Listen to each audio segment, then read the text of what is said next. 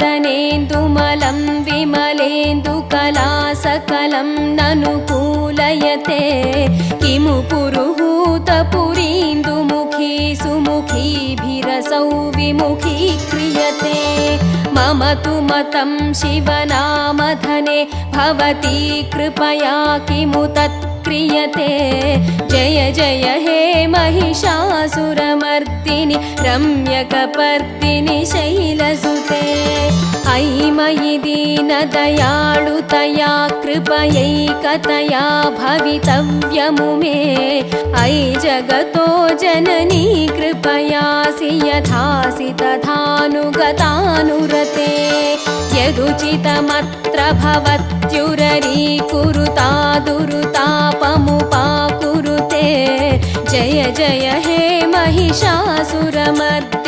रम्यकपर्दिनि